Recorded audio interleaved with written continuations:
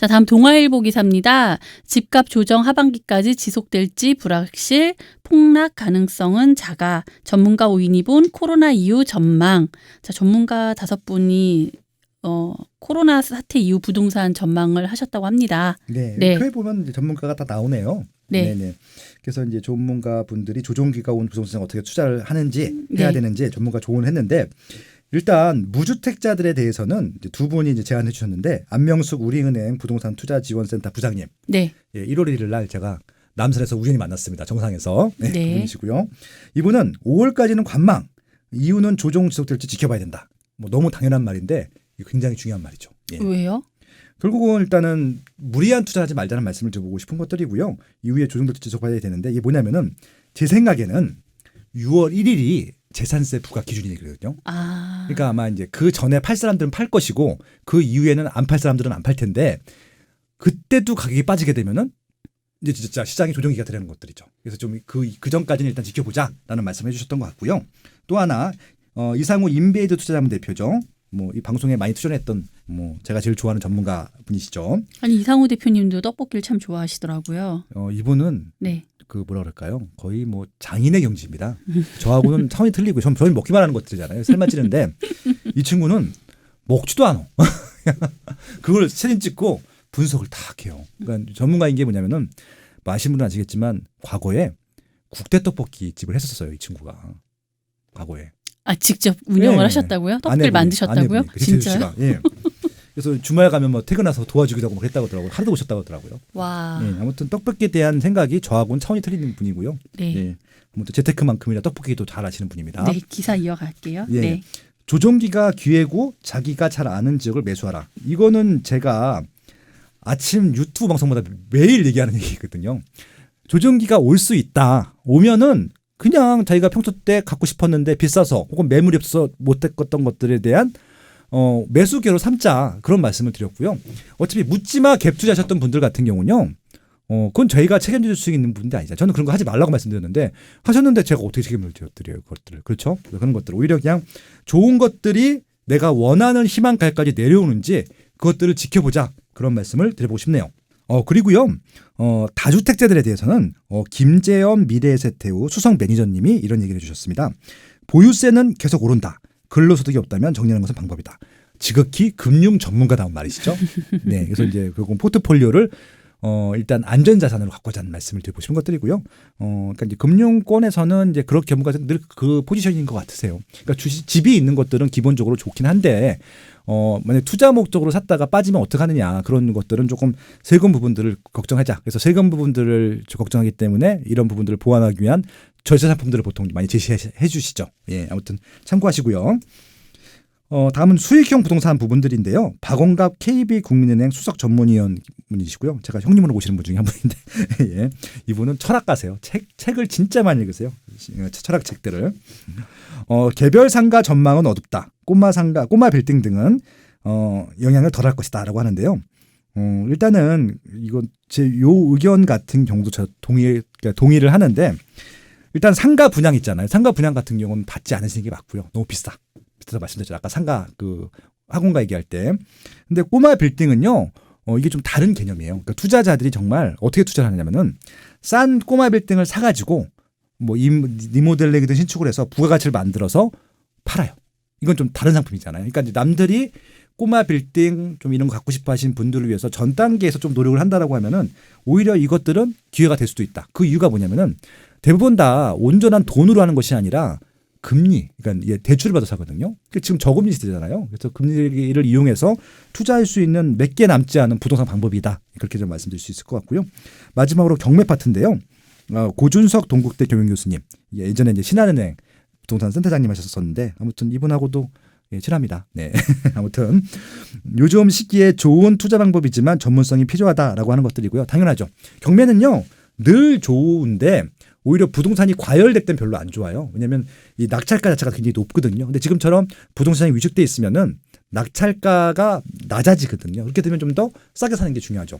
경매 물건이 좋은 게 나오진 않아요. 그러니까 좀 애매한 것들이 많이 나오거든요. 그러니까 나쁜 거하고 애매한 것들이 많이 나오는데 만약에 애매한 것들 같은 경우는 그것들을 사서 내가 수익을 낼 수 있는 방법들이 있다고 하면은 오히려 지금처럼 조정이 되거나 좀 이렇게 낙찰 수가 좀 적고 낙찰값이 낮은 때가 기회가 될 수 있는데 그것들에 대한 적정 가치를 판단할 수 정도가 되려고 하면은 공부가 필요하다라는 말씀을 드리고 싶고요. 그래서 적정가 판단은 이빨송의 세상 답사기랑 같이 하시면 좋을 것 같다는 말씀을 드려보고 싶고요. 정규 강의 꼭 들어보세요. 경매하시는데도 큰 도움이 될 겁니다. 네. 네, 다음 이데일리 기사입니다. 다 떨어지는데 세종만 집값 폭등. 그곳에 무슨 일이. 기사가 이제 세종 40평형 5개월새 4억 오르기도 3월엔 10% 급등 전국 최고 상승률. 대전은 1월부터 3월 누적 기준 4.72% 올라. 쭉 읽다 보니까 나디금 분도 인터뷰를 하셨더라고요. 누구요? 네, 김학렬 스마트튜브 부동산 조사연구소 소장은 대전은 올해에도 매매 가격과 함께 전세 가격도 오르고 있어 가격 상승장을 이어갈 가능성이 있다며 다만 규제 지역으로 지정될 조건이 충분해 총선 이후 조정 대상 지역 지정 가능성, 코로나19 장기화 등이 변수로 작용할 것이라고 말했다. 네, 이건 대전 얘기네요. 네. 세종시는 얘기가 아니고요. 네. 세종시는 이미 투기 지역이기 때문에 규제를 다 받고 있는 거고요. 그러니까 항상 세종 같은 경우는 대전과 함께 생각하셔야 된다. 예, 그런 말씀을 드려보고 싶습니다. 3주 전에 세종시 전문가 두 분이 나오셔서 방송을 했었고요. 그 방송 꼭 들어보시기 바랍니다. 굉장히 좋은 내용이었었고요. 그리고 유튜브 멤버십 하시는 분들한테는 이 페이퍼 자료, PPT까지 다 넣어서 드렸으니까 꼭 그렇게 두 가지를 꼭 보시길 바라고요. 간단히 요약만 해드리면 이런 겁니다. 세종시가 지금 올라가는 것들은 투기 지역이기 때문에 투자 수요가 아니에요. 그러니까 실거주 수요들이 들어왔다고 하는 것들이고요. 투자라고 하더라도 이게 단기간 할 수 있는 부분들은 아닙니다. 예, 그렇게 좀 봐주시면 좋을 것 같고요. 대전은 지금 비규제 지역이기 때문에 투자자랑 실소유자랑 다 같이 맞물려 있거든요. 근데 이것들을 어떻게 봐야 되는지, 왜냐하면은 세종시는 지금 34만 규모고요. 대전시는 지금 100만이 넘습니다. 그렇기 때문에 세종시를 대전과 1대1로 비교하는 단독 부지로 보는 것들보다는 아까 제가 서울하고 경기, 인천을 같이 본 것처럼 세종을 대전의 한 권역으로 놓고 이 대전에서 가장 좋은 지역이라고 놓고 보면요. 해결이 됩니다. 예. 그러면 이제 이게 되면 어떤 문제가 생기냐면은 세종이 투기 지역이죠. 네, 투기 지역입니다.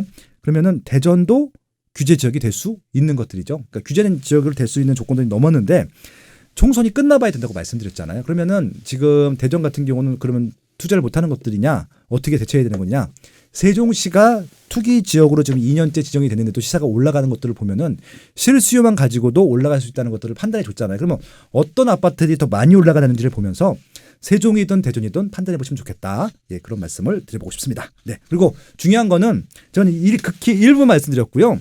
세종시 특별편을 꼭 봐주시기 바라고요. 유튜브 멤버십 회원분들 같은 경우는 이미 올라가 있습니다. 동영상으로 한 4개 정도 올라가 있으니까 꼭 보세요. 왜냐하면은 제가 늘 말씀드리지만 그 지역에 국한된 것이 아니라 똑같이 다른 지역에도 적용할 수 있기 때문에 꼭 보시라는 말씀을 드리는 겁니다. 네. 네, 마지막 기사입니다. 네. 땅집고 기사고요. 반지하 많은 지역 어디인가 보니 수도권에만 96%. 반지하에 거주하는 가구의 95.8%가 수도권에 몰려 있다는 통계가 나왔다. 전체 반지하 거주 가구가 총 36만 3,896가구. 이곳에 거주하는 인원이 68만 8,999명으로 집계되었다고 합니다. 그래서 저는 반지하 보면서 아니 그냥 저 서울에서 살아서 그런지 이 반지하가 낯설지 않거든요. 근데 95.8%가 다 수도권에 있다는 걸 보고 굉장히 좀 놀랐어요. 네. 그러니까 지방에서 계시다 서울 오시는 분들은 굉장히 낯선 주거 환경이실 것 같아요. 그렇죠? 그렇죠. 저도 지방을 많이 가지만 지방의 낡은 집들, 오래된 집들도요. 반지하가 거의 없어요. 네. 정말 그 서울에 있는 반지하보다 더 오래된 집들보다도 서울도 최근엔 반지하는 없어요. 그렇게 이제 허가를 안 내주죠, 보통. 지금 아마 반지하가 있는 것들은 대부분 다 90년대 전후로 아마 그 분양을 만들었던 그런 주택들일 텐데, 그러니까 이제 이 기사가 재밌어요. 되게 재밌는 게 기생충.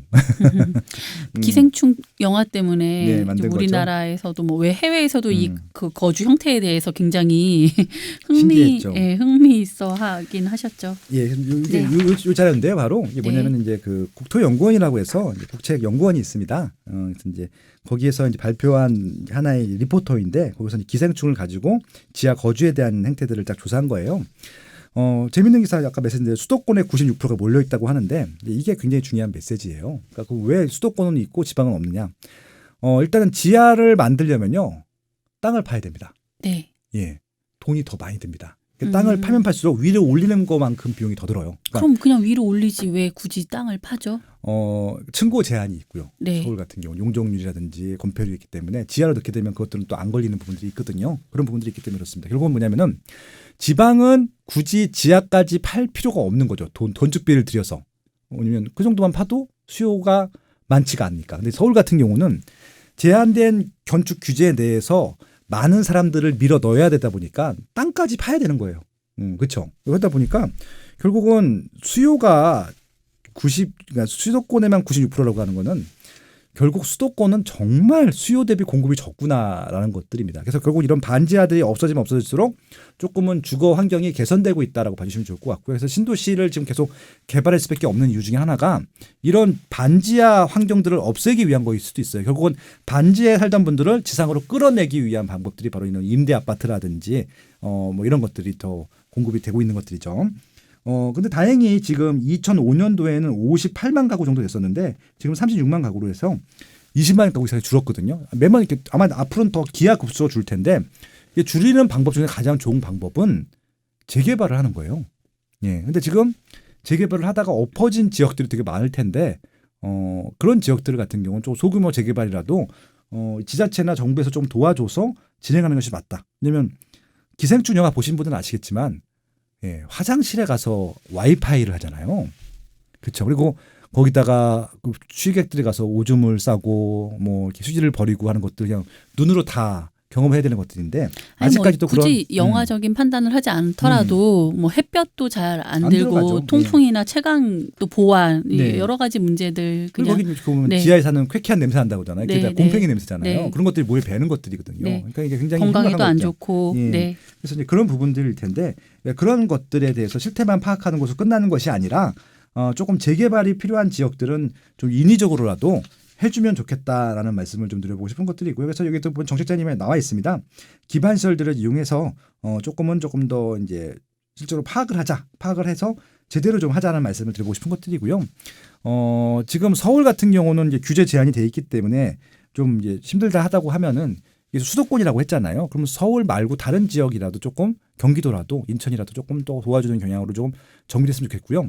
만약에 그 정도 수요가 없다라고 하면은 그냥 싹 밀고 그럼 문화 공간을 만들어도 돼요. 주차장을 만들어도 되고 워낙 적잖아요. 그런 공간들이 기반 시설이 적기 때문에 오히려 그런 것들을 빨리 없애고 기반 시설로 만드는 공간으로 활용하는 것들도 하나의 방법이 된다. 그러니까 아파트를 많이 짓는 것이 부담스러우면은 그냥 국가에 돈 넣어서 그냥 공공기관으로 그러니까 공공시설로 만들어도 되는 것들이잖아요. 공원이든 도서관이든 문화센터든 주차장이든 이런 것들요. 그렇게 좀 활용하는 좀 아이디어가 좀 있으면 좋겠다는 말씀을 드리고 싶고요. 그렇게 좀 지역을 위하는 좀 생각을 내고 추진할 수 있는 국회의원이 당선됐으면 좋겠네요. 아무튼 이번 주 선거할 텐데 꼭 투표하시고요. 많은 분들이 찍어줄 사람이 없다라고 말씀을 많이 하시고 찍어줄 당이 없다고 말씀을 많이 하시는데 저는 지금까지 20살부터 선거를 했는데 안 한 적 없어요. 다 했습니다. 어떻게 했냐면요. 좀 이 생각이 변함이 없는데 최선을 찍을 수 있으면 좋겠는데 최선을 찍은 적은 전 단 한 번도 없어요. 솔직히 말씀드리면. 제가 좋아하는 차선이라도 네. 제가 좋아하는 대통령이 있긴 한데 최선이 아니었었고 차선이었었고요. 근데 지금은 그렇게 말씀드리면 차선도 없대요. 다 나쁜 사람들 같대요. 그러면 제가 또 말씀드립니다. 그러면 우리는 최악이 아니라 차악을 뽑아야 된다고요. 왜냐하면 최악을 뽑으면 그건 완전히 비극으로 떨어지는 것들이기 때문에 정말 마음에 드는 사람이 한 명도 없어도 최악을 제거해 주세요.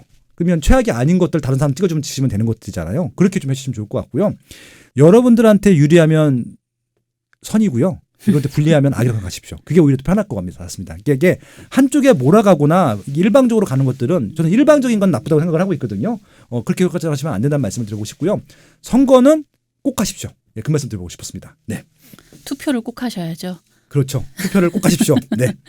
네, 감사합니다. 예, 고맙습니다.